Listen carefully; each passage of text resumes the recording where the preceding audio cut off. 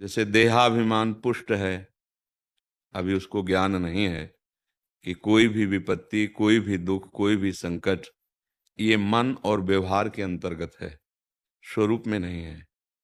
आप हमारी बात समझ रहे हैं? क्योंकि प्रश्न जिस कोटि का है उसके लिए थोड़ा आध्यात्मिक की ऊंचाई चाहिए। स्वरूप में कभी दुख हुआ नहीं, कभी दुख होगा नहीं। दुख किसे कहते हैं पहले इसे जानो। अपने माने हुए मन की अनुकूलता का न मिलना उसे दुख कहते हैं। जिसका मूल है काम, जिसका मूल है कामना। अगर हमें कामना प्रशंसा की नहीं तो निंदा से हमें दुख नहीं होगा। हमें कामना शरीर स्वस्थता की नहीं तो अस्वस्थता में हमें दुख नहीं होगा। हमें कामना यदि सम्मान की नहीं तो अपमान में हमें दुख नहीं होगा। हमें कामना यदि जीने की नहीं तो मरने में हमें दुख नहीं होगा। समझ पा रहे? कामना ही समस्त दुखों का मूल है देहाभिमानी के लिए। अब वो क्या करे, कैसे निपटे इससे? क्योंकि ज्ञान तो अंदर शुद्ध हुआ नहीं। अब उसे भगवद आश्रय लेना चाहिए।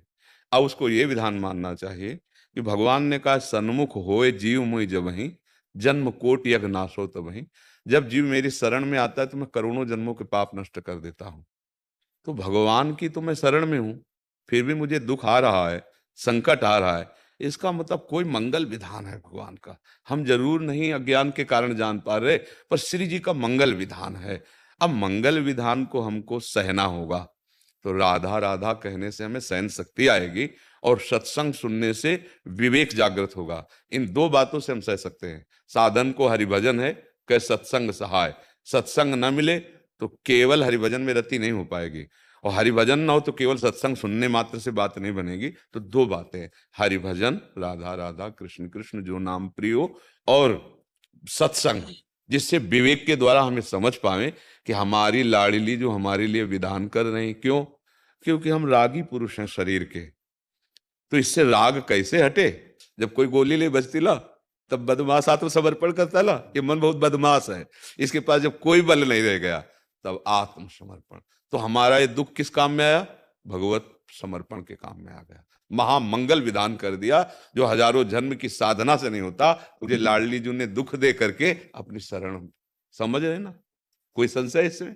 हाँ। अब अज्ञानी जीव क्या करता है, वो सोचता है कि अगर मैं नाम जप करूं, दान पुण्य करूं, तीर्थयाटन करूं, साधु सेवा करूं तो मेरे सारे दुख मिट जाएं, पक्का मिट जाएंगे। पर वर्तमान में आपने अभी शुरू किया है, आपकी फसल है, आगे इसको आने तो दो। अब वो 2-4 दिन या 2-4 महीने, और जहां पीछे वाला दुष्कृत उसको दंड दिया तो घबरा के छोड़ देता है, वो भ्रमित हो जाता है। इसलिए सत्संग और हरि नाम जप करते हुए, राधा नाम जप करते हुए हम समस्त दुखों पर विजय प्राप्त कर सकते हैं। पक्का है नहीं कि हर कष्ट हमें भगवान के नजदीक पहुंचा रहा है।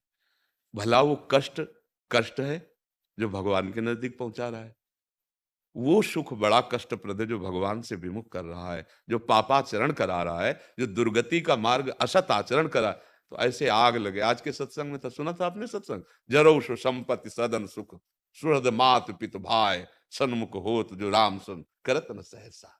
वो संपत्ति, वो मित्र, वो दोस्त, नाना प्रकार के संबंध सब आग लग जाएं जो मेरे इस जन्म को भगवान से विमुख कर दे।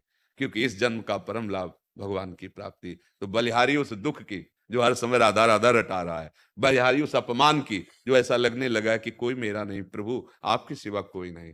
ये बात समझनी है। वैसे सिद्धांततः भजन करो या ना करो, तुम्हारे जो शुभ हैं तो सांसारिक सुख देंगे, जो अशुभ हैं वो सांसारिक तुम्हें दुख देंगे। पक्का अवश्य में भोक्तव्यम कृतम कर्म शुभाशुभम। पर हम केवल भोगने के लिए थोड़ी आए हैं, निकलने के लिए आए हैं। इस भोग चक्र से पुनरपि जननम पुनरपि मरणम पुनरपि जननी जठरे शयनम, इस दुख से निकलने आए। तो यह है निकलने का उपाय, भगवद आश्रित होकर जैसी भी परिस्थिति हो हमारे प्रभु की बड़ी कृपा, और सच्ची कृपा है। आपको सच्ची कहते हैं। जब कोई काम का नहीं रहता तो क्या आता है जानते हो? रोना। और जब रोना आता है तब भगवान की प्राप्ति हो जाती है। बिन रोए किल पाया प्रेम पिया। अब लगा कि अब तो कुछ नहीं, किसी काम का नहीं रह गया, 5 मिनट चैन से नहीं बैठ सकता दोनों। अब क्या साधन, क्या? तो त्राहिमाम शरणागत प्रभु, अब तो केवल आप ही हमारे साधन हो। आप बन गई बात यार, बन गई वो बात बन गई जो हमारी जन्मों की साधना से नहीं बनती। इसलिए हम कहते हैं दुख, विपत्ति, अपमान ये भगवान की कृपा प्रसाद से आते हैं। भक्त को समझ, संसारी आदमी तो इस बात के लिए बचता है, लेकिन भक्त इसका स्वागत करता है। मैया कुंती ने भगवान से यही जब देखा कि युधिष्ठिर महाराज सिंहासन पर विराजमान हो गए और प्रभु जा रहे हैं, तब दौड़कर रथ के समीप आए और कहा, गोविंद मैं एक वरदान मांगती हूँ। प्रभु कहा, बोले मुझे पग पग पर विपत्ति दीजिए।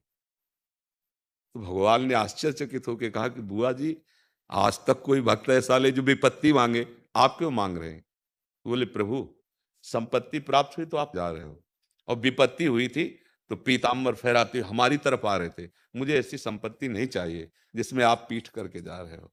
आप आ रहे हो, वो विपत्ति चाहिए, वो दुख चाहिए, तो जिससे हमारा भगवान मिलन हो जाए, वो दुख, वो अपमान कोटि कोटि बंदनी है, और जिससे हमारा भगवान से बिछो हो जाए, माया में फंस जाए, ऐसा सम्मान, ऐसा सुख, जरौ सु संपत्ति सदन सुख, सुहृद मात पितु, आग लगे ऐसे सुख संपत्ति में। समझ रहे आप?